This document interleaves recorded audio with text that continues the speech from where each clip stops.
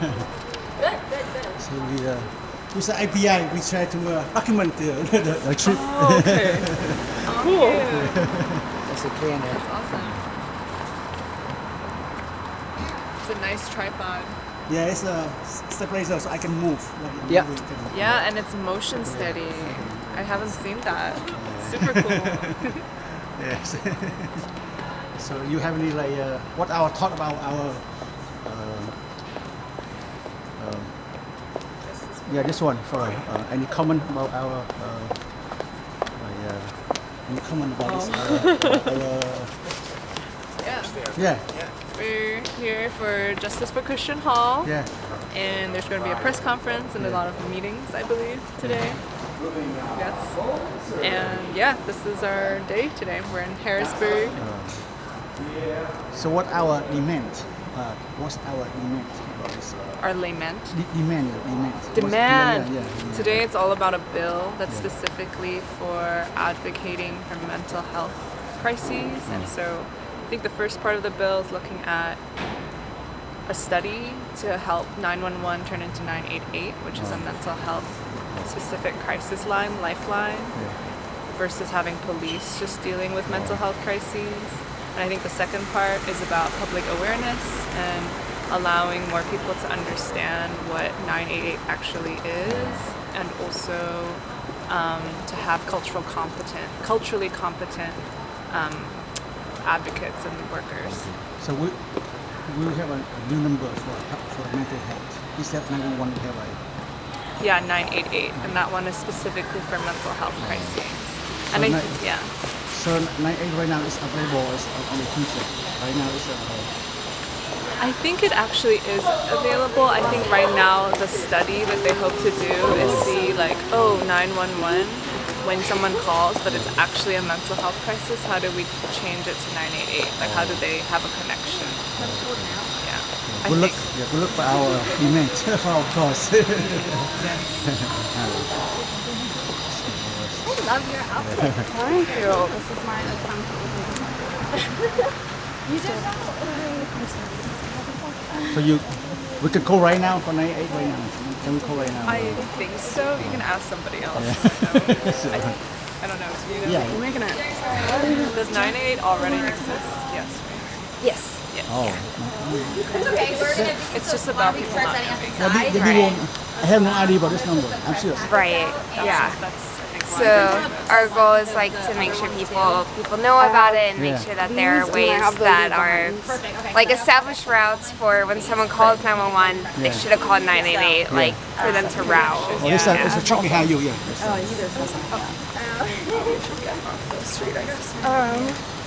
Hi. Hi. I'm Julie. I'm with Bellevue. So, you guys, we're gonna head in and start setting up, but just like the flyers and everything. If you want to wait out here to see some people come, sure. Yeah. That'd be awesome. We're just gonna start setting up the posters and everything. So. All right. Yeah, we can chill out here. Okay. Hi, are you the one of the speakers, right? I think so. Thank you. I'm Yeah. really glad. Thanks so much for coming. We're gonna let Christine kind of talk about the rest of the day, and then I'm gonna go head up inside and start setting up. So. Yeah. Do you want us to go? No, I think Christine's gonna. Yeah, I'm gonna keep everybody here for a second, and then we'll go in Oh, and let me together. give you the behind the thing. You guys need help setting up? Hi, I think we should be okay. Yeah, I think we're okay. So anybody who doesn't have one of these, start passing those around. Here's the. Here's the. Great. This is the service plugin. Make sure that you I have one. Thank you. just make sure that they look through the whole thing. So, for example, some people are on the first floor. Okay. This is the first floor East Wing main capital. Okay. And this is the bottom floor. It's like so it's the one that's like it's not. It's kind of confusing, but it's the bottom. Okay. All right. Cool. Yes.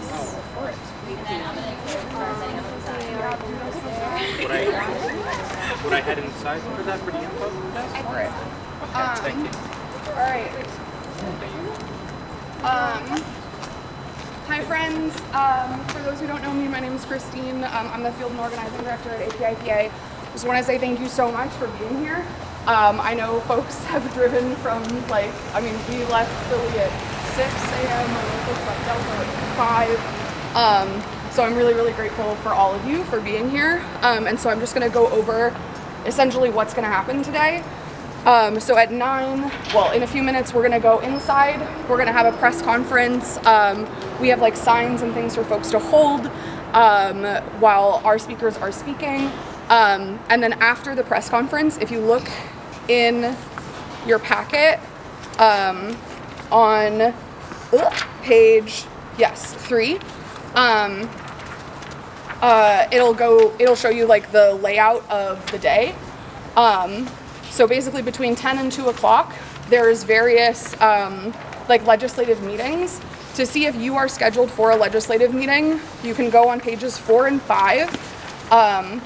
If you are, so if you're named on here, you should go there. But also if you live in a place, because we didn't have everybody's info before we like put this together. So if, for example, I know Cece, you're in Lehigh, so I'm gonna bring you with me if you're able to stay till 11 to Senator Nick Miller.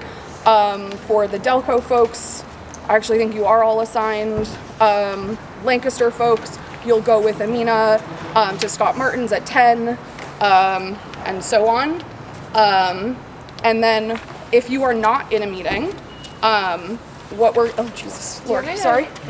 That would be so great. Thank you. Oh God. If you're not in a meeting, we're gonna get 4 groups of just other people who aren't in a meeting, and you're gonna get a group of offices. We have 4 things, so we'll have 4 groups if possible, and you're gonna take one of these packets, which is different than the packets that you're holding, to each of the people in this office. We have about 70 little packet things, and I'm not sure if we have actually 70 legislators, but everybody will take a chunk of those drop-off packets. And if you're going to a drop-off, all you do, you find the office, you go in, you say, hi, my name is whatever your name is, I'm here with the Justice for Christian Hall campaign. You hand them the lobby packet and just say, we would love for the representative or the senator to take a look at this. And if you can, try to get somebody's information, like a card for whoever is like in their office. Most likely, most legislators won't be in their offices this morning because there's like a mandatory ethics training from 10 to noon. So we'll just drop it off with their staff, ask them to look at it and tell them that we're gonna follow up. So try to get their card or their information. If you are scheduled for a lobby visit, which means actually like you're on that first list, or you live in a place that's on that first list, it's gonna be pretty easy. There will be somebody from either APIPA or Bellevue Strategies, which is our lobbying firm, with you. But before you go in with whoever is in your group, you'll decide who is gonna take which roles. The basic roles are, do I have an extra one? I do. The basic roles are somebody to tell their personal story. If you have like your personal reason for being here, your experiences with mental health or your family's experiences with mental health, or whatever brought you here at 9 a.m. on a Tuesday, that's the story that you want to tell your legislator. Most of the meetings that we have, again, are with staff and not with the direct legislator, but that's okay. It'll be a little bit harder to get like a hard commitment because they will most likely say, oh, I will talk to Rep. Borowski and, we'll get back to you, whatever. That's fine. Again, like you will with the drop-offs, just get their information, whoever you talked to, write down their name, their phone number, their email, and say like, we will follow up with you, like you will hear from us like over the next like couple weeks, and we will follow up with them and say like, hey, we had this lobby meeting, we want you to make a commitment on HB 1305, which would provide dedicated funding to 988 services, and then to sign on to the 2 pieces of legislation that we have, which is the Christian Hall Prevention Act and the language access something. Yes, language access and cultural competency. Thank you. Language access and cultural competency for 911 services. So if they're, and 988, yes.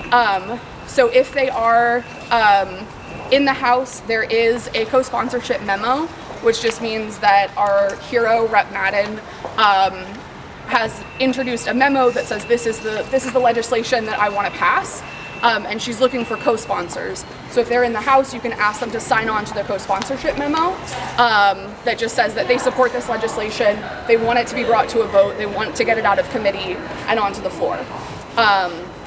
So that's like the very simplest thing. Share your story, make an ask on those 3 pieces of legislation. All of this info is also in your packets, just if you want to take a second to like read through them before you go in. And then take a picture before you leave, especially if it's with a legislator, but if it's with staff, that's fine. Take a picture at all of your drop-offs, take a picture at all of your meetings, so that we can post and like thank them for meeting with us and try to put some like public pressure on each of them. Does anybody have questions? I know that was a lot of information, and again, did you say that our hangout is going to be at the cafeteria? Yes, we have some tables reserved in the cafeteria, which is where? Right down the stairs. So you go right down the escalator, and then you'll see there's like a cafeteria tables. So we're going to have a Christian Hall sign there, and my colleague Kara, I think you might have met her, she's going to be there all day. So if like you guys want to sit, relax, have like, take some time, pick up something, get lunch, you'll be able to, and you'll also be able to leave your stuff there as well. So yes. And we will serve lunch at noon. We just got pizza for everybody, so you can come hang out in the cafeteria, and we'll have pizza for you between noon and 1. And the asks are on page 11 of the packet. Thank you, Kelsey. So if you're like, what am I supposed to be asking the senators and the representatives, page 11. Great. So once we go in, we're gonna like, everything should be set up, and after we we'll like circle up again after the press conference, and I will assign out our like groups of people, because they're arranged by like by building and hallway and stuff, so that it's easier for folks. Any other questions? And we have signs for you guys to hold as well when you come in. So we're gonna have it. You'll come in right now, and you'll see we're gonna have like people on one side and people on the other side, and then we have like little hand signs you can hold as well. So why don't we all head inside, and then I think Mohan's a little bit late, so do you want to be the person? Great. I don't want to do it. Yeah, let me see. So if we get separated, just text what me. it looks like now, and then maybe we'll have a couple people like on the top. In case we get Put up with the separated, banner. you've got my phone number, so text me. We want to leave before 1, right? Okay, 1:30 would be. Okay. That's to be that side.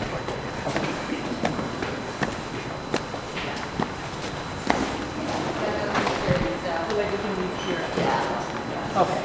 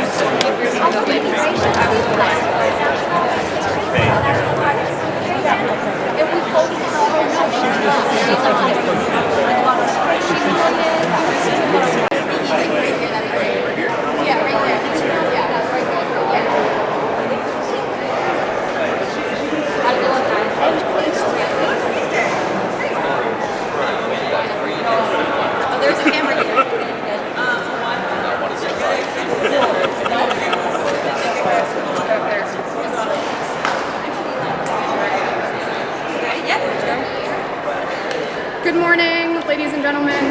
My name is Christine O'Donovan-Zavada. I'm the Field and Interim Organizing Director for the Asia Pacific Islander Political Alliance, and I'm so happy to be here this morning with all of you, with volunteers and members from around the state, and with the family of Christian Hall, Faye and Gareth Hall.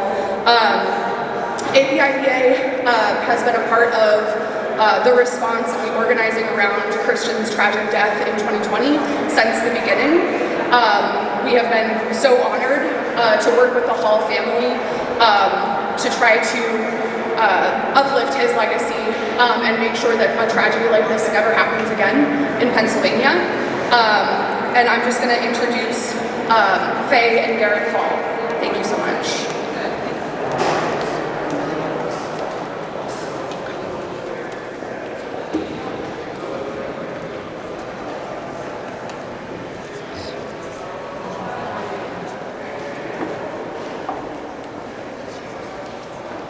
Good morning, everybody.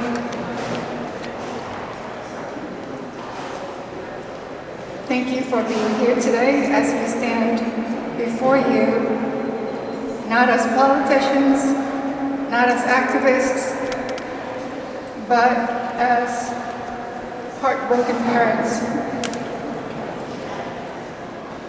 I am Faye Hall, and this is my husband, Gary Hall. We are the parents of Christian Hall.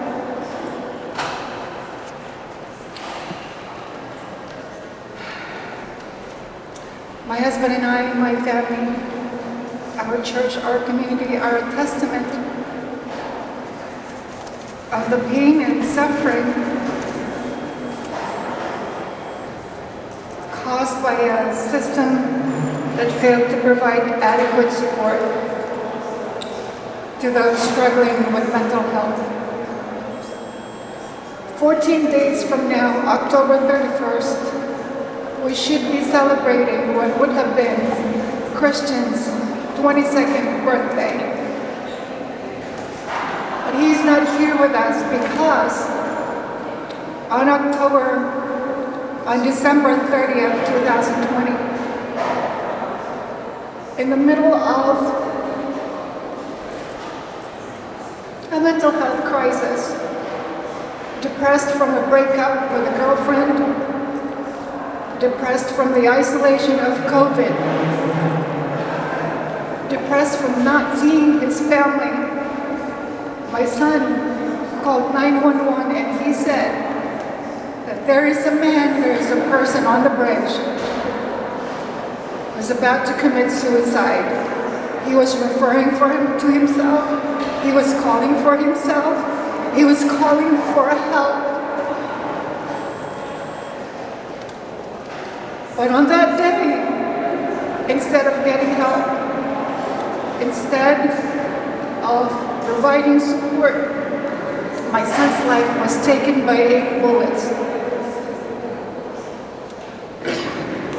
Tragic events like that are preventable, and that's why ever since that day, my husband and I, my family, decided to put our efforts with the help of our community, with the help of our politicians, with your help, to prevent another tragic event like that. And once again, thank you for being here.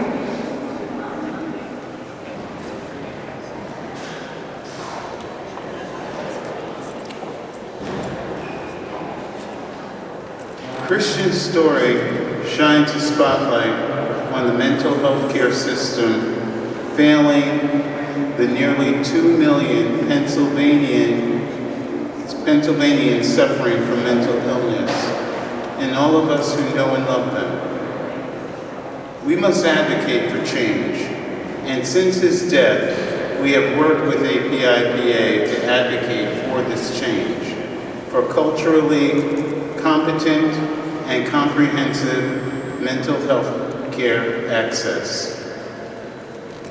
Today we are encouraged by the national implementation of the 988 Lifeline for mental health crisis support and the 13 call centers and mobile health care units here in Pennsylvania. A lifeline not available to Christian nearly 3 years ago. Yet while 988 is a first step in providing adequate mental health care and crisis response, it's just that, a first step. With most Pennsylvanians more likely to call 911 in the midst of a mental health care crisis, we know 988 cannot reach the full potential alone without sustained funding and without increased and equitable justice. Public awareness. We have seen examples from across the country where coordinating services between 911, 988, and mobile health care units saves lives. It is critical that we advocate for the coordination right here in Pennsylvania. With the help of Representative Madden and all of her colleagues here today, we can take the next steps to ensure adequate mental health care and crisis response in Pennsylvania. They understand that when someone is suffering as Christian was, they need compassionate, trained professionals to help them. They understand that law enforcement alone cannot provide the support, understanding, or care that these crises require. The legislation we are fighting for today will help to bridge this gap. It will save lives. Representative Madden's Christian Hall Prevention Resolution and Public Awareness legislation will create a committee to study and recommend what 911, 988 integration could look like in Pennsylvania, as well as enact a linguistically equitable 988 public awareness campaign. We are here today to honor our son, to keep his memory alive, and to advocate for change. We believe that with your support, we can make with your support, we can make Pennsylvania a place where mental health services are accessible, where no child or adult has to endure a crisis alone, and where we can prevent the tragic loss of precious lives.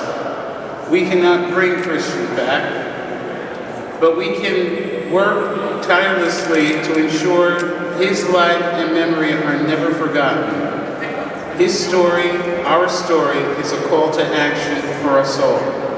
Let's work together to pass legislation. Let's make Pennsylvania a place of hope, compassion, and understanding. Thank you for listening to our story, and thank you for joining us in this fight for change.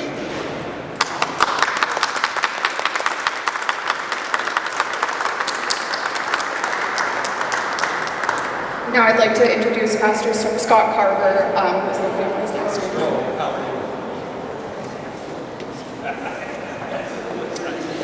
Good morning, and thank you for meeting with us here today and this opportunity to share. I have the privilege of knowing Christian for most of his adolescent life. And knowing Christian, his heart was always to do the right thing. I remember many conversations always being about, what can I do to make my mom and dad happy? How can I make up for the things that kids do? That was conversations that we have. And while I was able to see a beautiful young man, I also saw a young man that struggled with the hardships of mental illness. Long before December 30th, 2020, Christian, I was able to witness Christian have a few moments where you could tell that internally he was struggling deeply and didn't quite know how to process the feelings he had on the inside.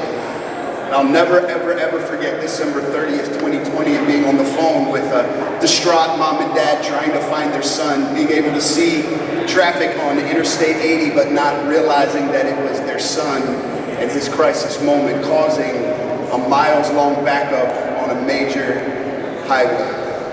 The loss of Christian Hall has been very difficult for me, but as we would say at the memorial service, that we felt that it's important that we never stop telling the story of Christian Hall. For the community that I live in, just to bring it to a little deeper sentiment, the way that we've seen the system fail Christian, not just on December 30th, but years before December 30th happened, has been a continual, repetitive story in people's lives that I have had the privilege of being a part of in our community. A year and a half after Christian's life was taken, there was another woman that had a mental health crisis. The police were called, they found her, took her to the hospital, and because the police's job ended at dropping her off at the hospital, and it began at the hospital, there was no communication between the authorities and the next steps at the hospital, that woman was able to check herself out immediately and immediately went to the exact same place that Christian Hall lost his life. Except for that day, we knew a little bit better and we were able to be a little more proactive, and that woman was found and her life was saved, and she's okay today.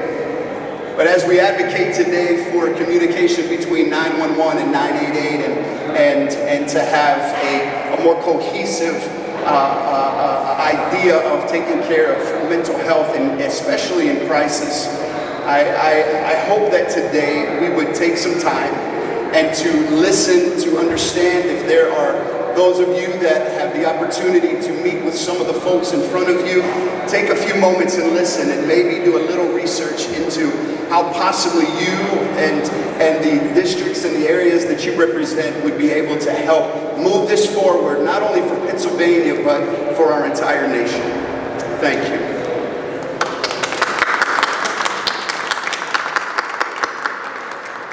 Next, I have the honor of introducing a champion who has been with us and with the Hall family since the very beginning, Representative Maureen Madden.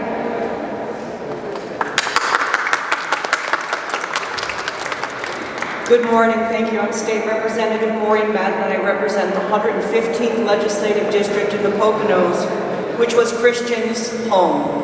Imagine you're a parent and you know that there's traffic and you know there's some commotion going on a few short miles away from your home, but you don't know that your son is in a standoff with the police over a mental health crisis, and you find out when the police show up at your door and knock on your door and tell you they've killed your son. Our community is outraged. Christian Hall was a son, he was a friend, he was a member of the community. For me, he was that smiling face in our local grocery store, eager to help. To his parents, he was an absolute joy from the moment they adopted him at 3 months old from China. He had a wonderful life. He was a happy young man who fell into a deep depression one day and never imagined the people who called it would end his life. The legislation I'm introducing comes in 2 parts. One is a resolution. We're calling it the Christian Hall Prevention Resolution. And the other is a bill.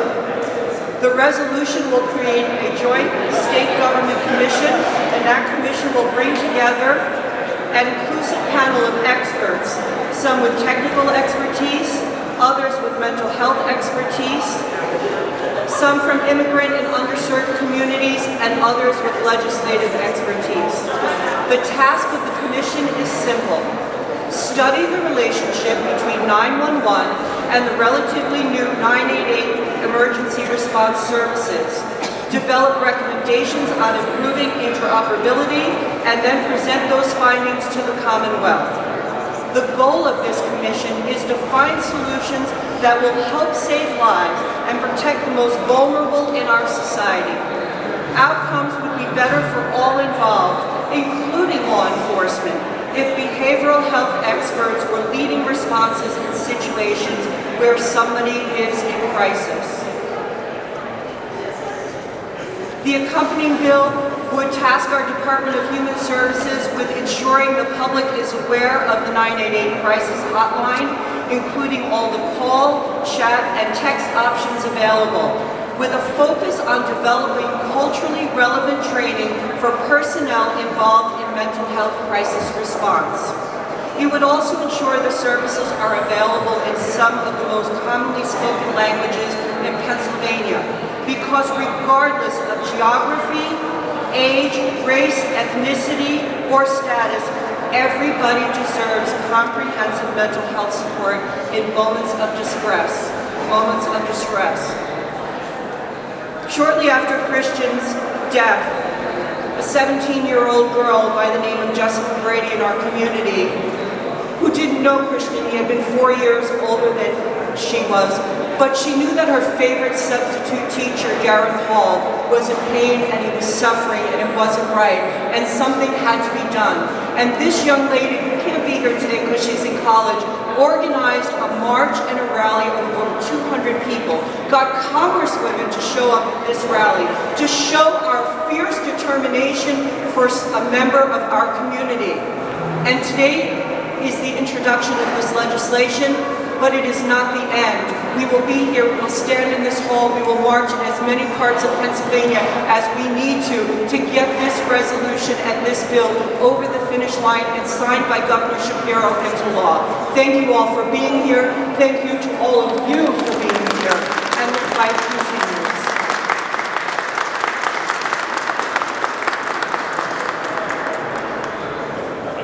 Thank you so much, Representative Madden. Next up, we have Amina Arsha, Central PA organizer with APIPA.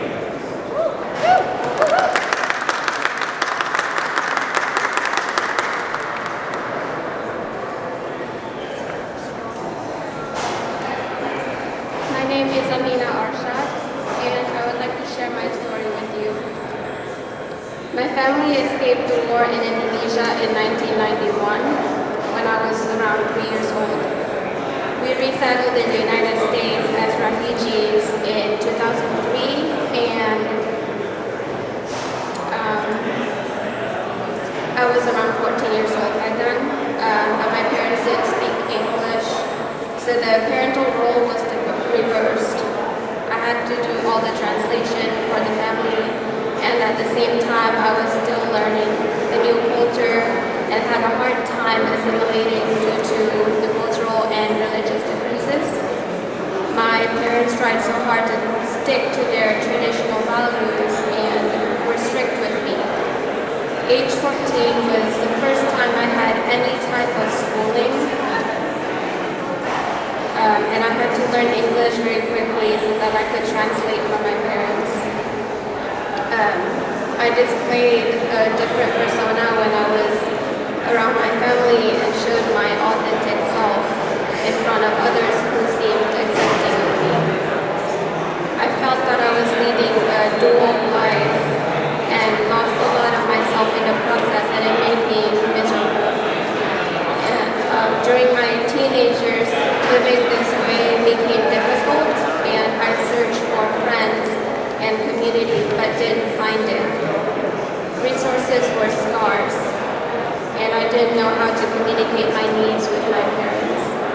I couldn't find any way out of my situation, and that's when I began to think that suicide would solve everything. Now that I'm older and I know more about what's available in my surrounding area, I have learned more about mental health and have the support that I need.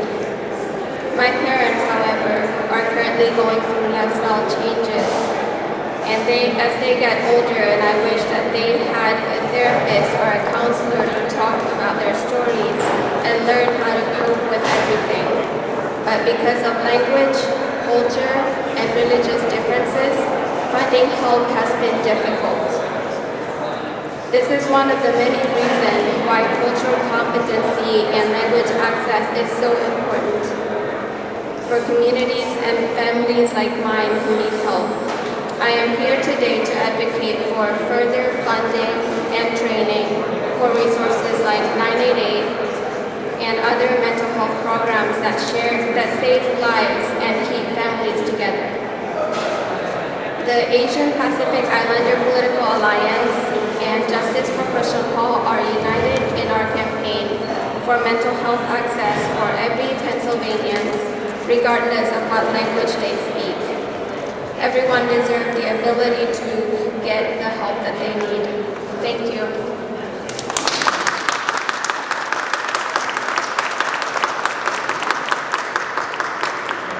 Thank you so much, Amina, for sharing your story. Stories from community members like Amina are the main reason why APIPA is so invested in this fight, but we want to make sure that providers are being recognized as well. So next up, we have State Representative and Dr. Arvind Venkat here to share a story. Good morning, everyone. My name is Arvind Venkat, and I have the privilege of serving as the state representative for the 30th Legislative District in the North Hills of Pittsburgh. And as Mohan said, I'm also an emergency physician. And I have lived this issue in a very particular way. As a member of the Asian American community, I am very familiar with the stigma that is associated with mental illness. And I am part of a family that has multiple individuals who have suffered from serious mental illness, including those who have committed suicide as a result. And as an emergency physician, I have treated thousands of patients with acute mental illness. And the only thing that I can say here is that I'm sorry. And the reason that I'm sorry is that we in the acute healthcare system, despite our best efforts, have failed those with serious mental illness. The lack of resources, the lack of access to care, the lack of culturally competent care has led to tragedies like we are remembering today. But I have hope because of the leadership of Representative Madden, the Hall family, the advocates who are here today, my fellow legislators from the Asian American community, and all members of the legislature, along with the leadership of Governor Shapiro, that this stigma associated with mental illness, this lack of willingness to invest in what is a serious public health crisis, and that the fact that we can no longer tolerate that emergency departments and the criminal justice system are the two ways that we access acute health care in this country, that has to come to an end. So I'm very proud to stand here today and to be a co-sponsor with Representative Madden on her legislation. When Maureen generally asks me something, I generally say yes as a matter of course. But in this case, this is so important. And I thank those who are here today and promise that we will not forget this moment. We will not forget the work that you've done. And I certainly will bring my stories as a member of the Asian American community, a family member of those with mental illness, as well as an emergency physician and a representative for my community to get this across the finish line. So thank you for your leadership, and let's go get this done.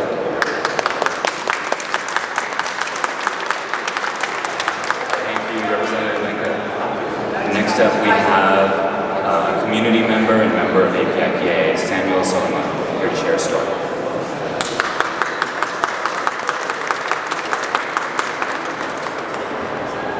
Hi, I'm Sam Solomon. I'm 25 and I'm still really scared to share my journey with mental health. In 2014, my dad was diagnosed with terminal liver cancer, already in very late stages. Treatment wasn't really an option and we just had to wait it out.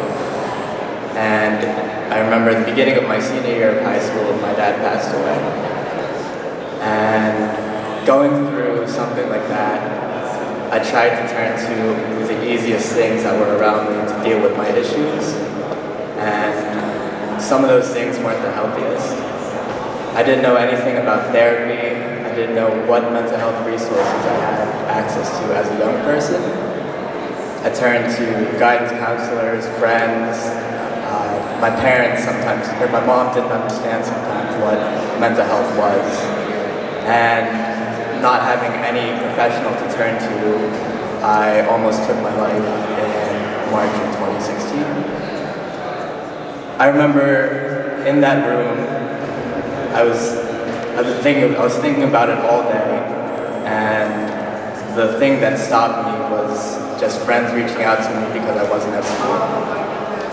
If I didn't have a support system in place that really wanted me around, I think I would have followed through with what I wanted to do.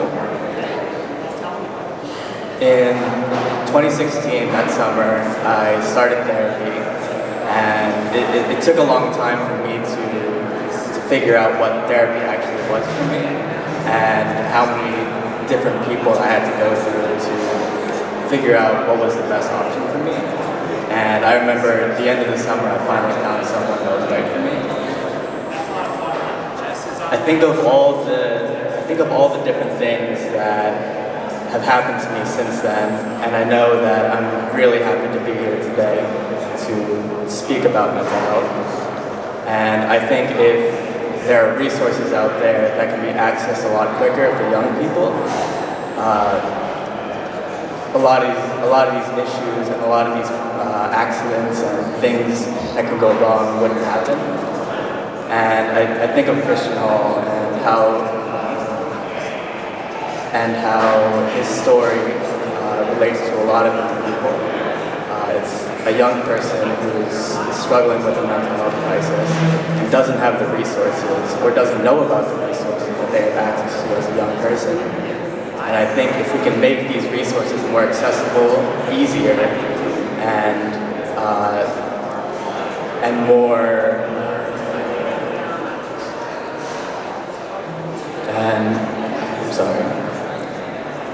if we can make these resources more easier to access, things like this wouldn't happen. And I thank you all for being here and supporting this campaign.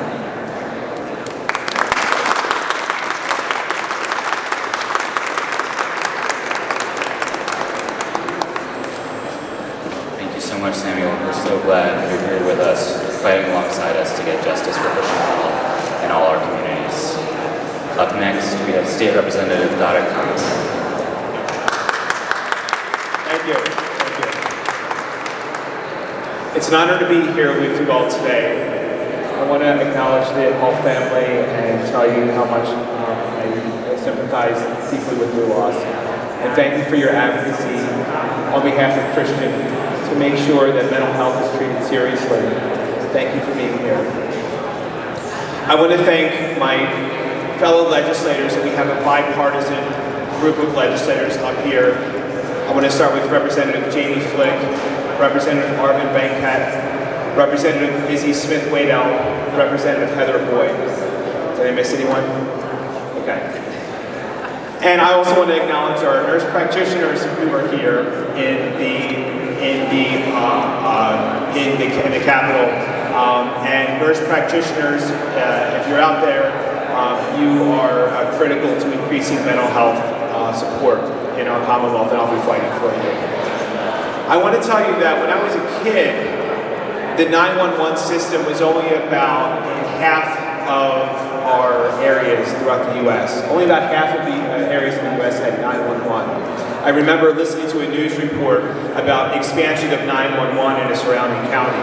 Today, everyone knows about 911. In fact, when there is an issue, people basically, that's an emergency, they'll call 911. Thanks to the leadership of the Biden administration, we have now 988, which we know is a mental health crisis line. And that is a number that is incredibly important to helping address these issues of crisis with mental health. Unfortunately, so many people are still calling 911, and a recent Pew study showed that only 13% of people knew about our 988 system. So about 20% of the calls that are made to 911 are about mental health issues. These bills that are being pushed today will actually help us to get to the mental health parity that we need in our emergency response. The two bills, the first bill is going to increase warm handoffs between 988 and 911. As a nurse practitioner, I can tell you how critical it is to have warm handoffs in our clinic. We have patients with mental health issues. I am not a mental health provider. I have had some training. We don't have those collaborations across the Commonwealth. This first bill will do that. The second bill gets to that issue about people not knowing about 988. This second bill will help increase the awareness with the Department of Health to make sure that people who need to know about 988 know about it, and that they're using the system that we are funding here in the Commonwealth.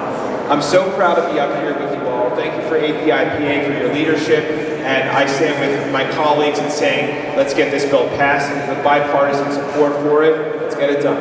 Thank you.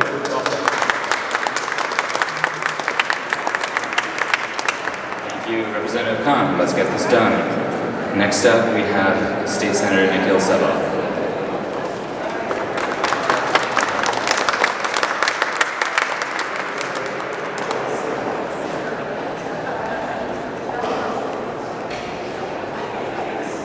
Good morning, everyone. I'm Nikhil Seva. It's my joy to represent the people, communities, and lands of Pennsylvania's 1st Senatorial District. I am truly honored to be here with all of you, but also heartbroken. The events that led us here today should never have happened. Christian should be here in his community and surrounded by loved ones. Faye, Garrett. I'm humbled by your strength and perseverance for justice, accountability, and change to the systems that failed Christian. Thank you for all of your work to ensure that not one more family must experience such a loss and that not one more person is failed by the systems that should support them. I am grateful to leaders and organizers with APIPA who have demonstrated unwavering solidarity. A harm to any one of us is a harm to all, and you've shown what it means to stand in community. And thank you too for all the activists and advocates who are sharing their stories today. It's not easy. I really am grateful. And I am grateful to my colleagues in the legislature, to Representative Madden, and for everyone for standing together, for hearing the experiences of the Hall family and working to create a permanent and lasting change that will make our Commonwealth safer and more responsive to the needs of our residents. So the district that I represent, the 1st Senate District, is one of the most racially, ethnically, and linguistically diverse districts in the Commonwealth. Walking through the communities it comprises, you'll hear residents call out to each other in Spanish, Italian, Vietnamese, Khmer, Greek, Mandarin, Cantonese, Polish, Russian, Arabic, and English, to name just a few of the languages our neighbors speak. Language anchors us. A shared language is the difference between living somewhere and having a home, a community. Shared language is a sign of inclusion, of respect, of welcome. It is absolutely vital that our government honor the lives of the people it represents by providing them the services they need in the language they speak. This is about respect, but moreover, it is about the essential responsibility of government to give people what they need to live happy, healthy, flourishing lives. Language barriers can be a matter of life and death when they are coupled with stigmatized conditions. It is already exceedingly difficult, as we've heard, to obtain mental health care when someone is well, let alone when they are experiencing a crisis. An interaction with law enforcement officers can already instill fear and anxiety in someone, let alone when there's a lack of ability on both sides to communicate the nature of a crisis. And we need to destigmatize mental well-being. Our government must shift. We need to invest resources in this endeavor because the lives of our loved ones depend on it. Christian's death and the Hall family's heartache are the consequences of a society that has refused to treat mental illness as a matter of public health and well-being. We can and we must do better. In the wake of their son's death, Faye and Garrett have anchored the collective work to mend our broken system, to ensure that anyone experiencing a crisis is provided the support they need and treated with the respect, care, and dignity they deserve. Their efforts brought us here today, and we are with them now and always in the journey to build a Commonwealth that meets the needs of its residents. Thank you. Thank you so much.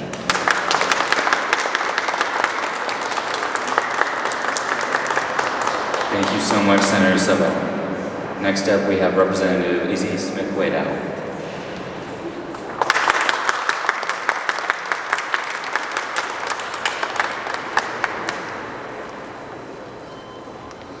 Good morning. My name is Izzy Smith-Wadow. I have the pride and honor of representing the people of the 49th District in Lancaster County. Of course, my first words go to the family of Christian Hall. I know that it's been mentioned, but it is an incredible thing to take your grief and loss and use that as an anchor to build community. And indeed, as we plan to get done here today, change the face of this Commonwealth. So thank you.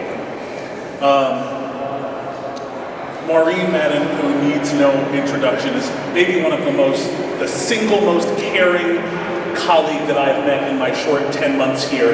And as I am also Secretary of the Pennsylvania Legislative Black Caucus, I want to thank my Asian American colleagues. In fact, all of the Asian American legislators who are here today are also members of the Pennsylvania Legislative Black Caucus. I want to thank them for their solidarity and offer mine in return.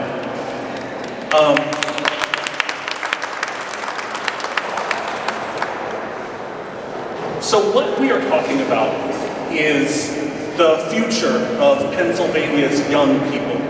You can never know at the moment when someone is considering taking their life what the future holds before them. Some of my colleagues are aware of this, but approximately 10 years ago, in the immediate wake of breakup and a job loss, my mother had to call 911 for me because I was suicidal. And the person that responded, thank God, was a trained crisis counselor who talked with me for 3 hours and then connected me with resources in my community. And I have come from that place to representing my community in the Pennsylvania House of Representatives. What we are talking about is an investment, and it is an investment in the future of every person in our Commonwealth, because we never know what crisis we are going to face. I'm also proud, as I mentioned, investment, to be a member of a chamber that voted out a funding stream to make sure that 988 is not just a poster on the wall, but that there will be people at the end of that line in the Commonwealth to pick up the phone.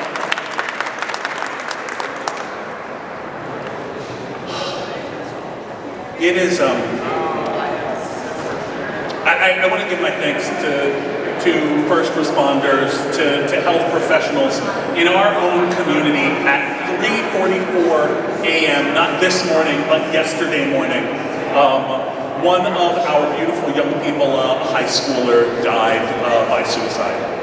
And spending some time in our community, it's become clear how easy it is for folks who may be Black or brown, folks who may be struggling socioeconomically, folks who may be LGBTQ, to feel that they are not understood.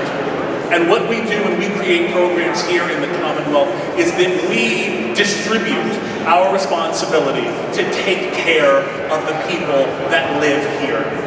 We need funding to make that real. We need legislation and expertise and a plan forward to make that real for every single resident of the Commonwealth. I thank the Hall family, I thank Representative Madden and all of my colleagues for charting us a path forward. Let's get it done. Thank you.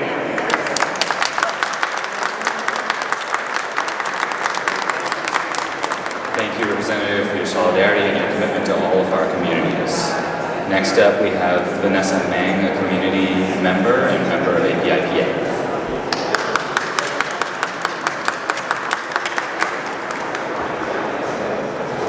Good morning, everyone.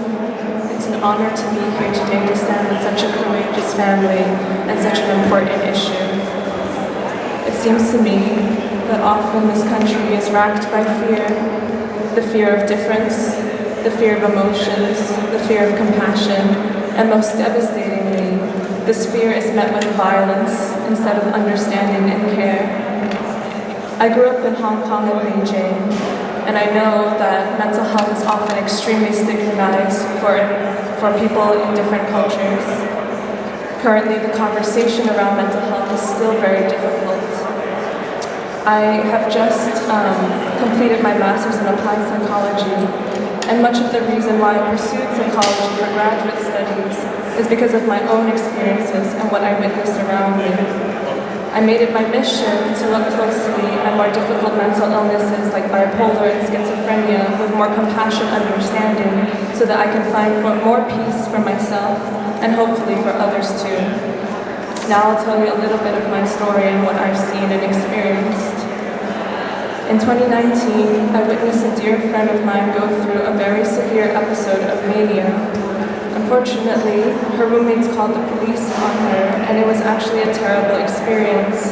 They were a little bit hostile and aggressive, and they dismissed her when she was speaking Spanish to them. When they hospitalized her, it deepened her trauma and only deepened her sense of distrust of others in the world. I remember feeling a sense of helplessness when I realized that those who were supposed to help her only treated her like a problem that needed to be dealt with, rather than a human that deserved compassion. In 2017, I also was diagnosed with an illness that is often vilified and demonized in this country.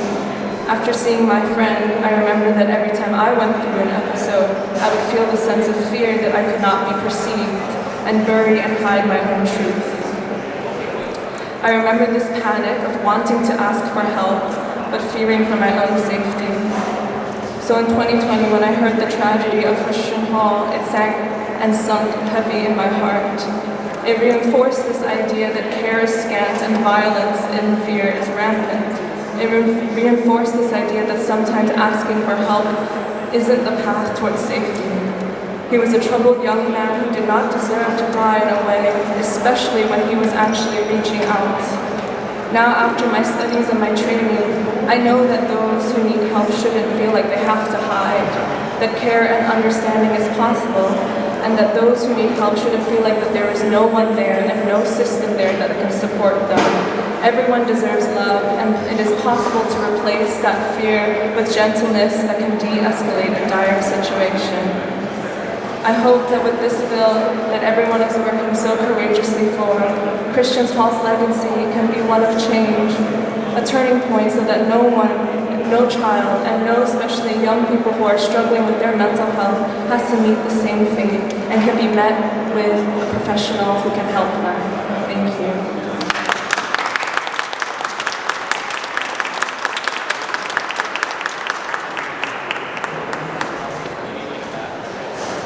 Thank you so much, Vanessa. Last but certainly not least, we have State Representative Malcolm Kenyatta.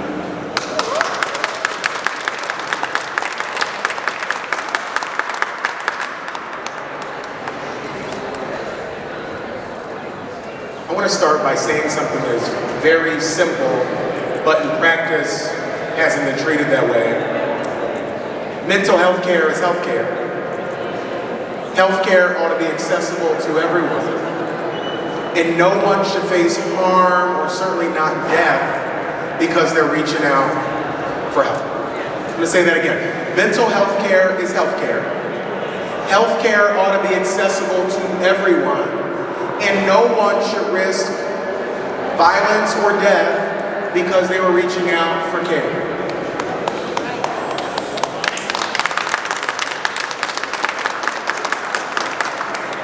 Representative Madden for sponsoring this legislation. I'm proud to be a co-sponsor because Christian deserves so much better than he got. Because there are so many other countless young people and folks young at heart who are reaching out for care and finding out that in Pennsylvania and in places all across this country, getting that care is all but impossible, particularly in a crisis situation. And so, what can we do? I think first, we have to look out for the examples that we have. What Faye and Gareth have done, while confronting the most difficult pain that one can imagine. I only have godkids, but can't imagine what it takes to not only lose your son, but to then ensure through your advocacy and through your efforts that there's no other young people that we have to lose. That we fix the holes that we all know exist in the system and put Pennsylvania on a path where everybody, irrespective of the language they speak, their ethnic, racial, religious background, whether they are straight or gay, that they have access to healthcare, particularly in a moment of crisis. Pennsylvania is a place that has birthed a lot of big ideas. We can do this. We ought to be able to do this. And it is my real hope in a building where things don't always move expeditiously, that this is something that moves expeditiously. That we recognize that there are people who are reaching out for help right now who might not receive the type of compassionate care that they deserve. We know that these are clear, concrete, serious steps that we could take to change the landscape of healthcare here in Pennsylvania. You know, a couple of years ago, Governor Wolf, he was still here, appointed me to serve on the Suicide Prevention Task Force. Because like many of us standing here, this is personal. You've heard so many people come up here, person after person, bravely sharing their story, their experience with healthcare, their experience with a family member or a friend who did not get the care and support that they need, and I'm no different. When I was in college, I had a friend, Roswell Friend, perfect name for a great guy, who died by suicide. And in response to that, I started at Temple University a program called STEPS, Students Together Ending Pain and Suicide, and pushed our administration to expand care for all of our students. And we need to do that at every single level of government. Ask, how can we help prevent the next crisis?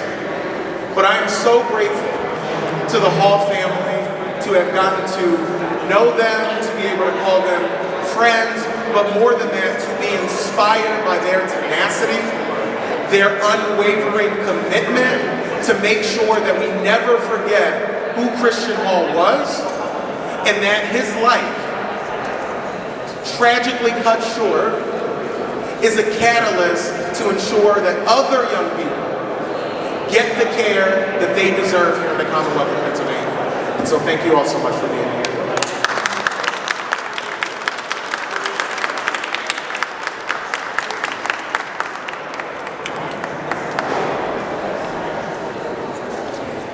Thank you, Representative Kenyatta. For those who don't know me, my name is Mohan Seshadri, and I'm the Executive Director of APIPA. It feels unreal that almost 3 years later, we're standing here today, and that the shock and horror of that moment at the end of 2020 is still here, but we've turned that energy into hope and a movement that can actually win justice for Christian Hall and for everyone else in Pennsylvania across the Commonwealth who's dealing with this issue. When I think about this issue, I think about Christian. I think about Asian American young people all across Pennsylvania and all across the country who aren't getting the care that they need.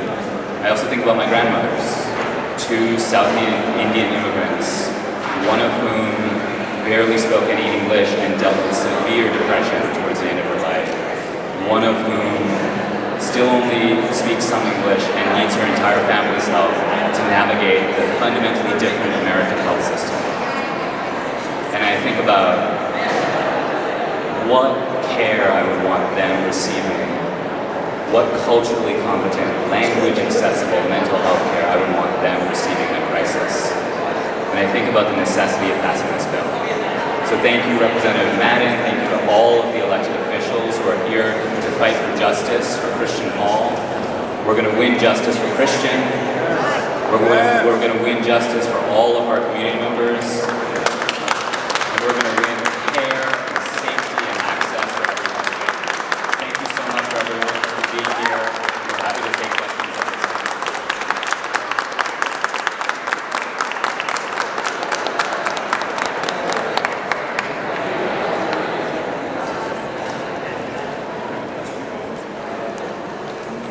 Any questions from the press?